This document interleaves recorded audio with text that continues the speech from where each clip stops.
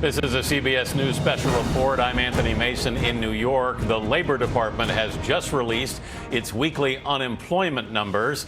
The data show massive job losses for a 10th straight week since the pandemic began hitting the economy. CBS News business analyst Jill Schlesinger joins us now. Jill, what are the numbers this week?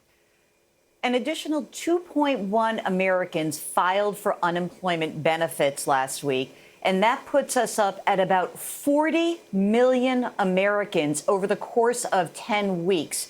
Now, I should also note that the Labor Department is starting to also report on those folks who are claiming the pandemic unemployment assistance for contractors and gig workers. And that number is about 8 million. So that's not even included in the 40 million. Although these numbers are trending lower, these are still disastrous numbers. 10 times more than where we were before the pandemic hit, Anthony. Yeah, a staggering number still, Jill, even as they're declining slightly. What industries, if any, Jill, are hiring at this point?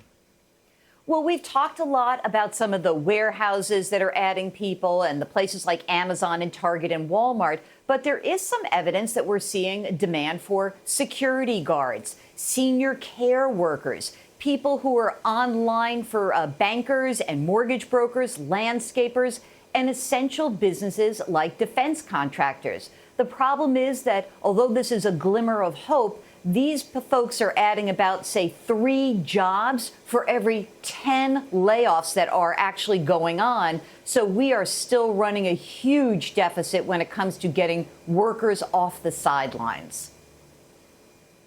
All right, Jill Schlesinger, thanks you once again. 2.1 million Americans filing for unemployment last week. Our coverage will continue on our 24-hour streaming network, CBSN. You can watch it at cbsnews.com or on our CBS News app.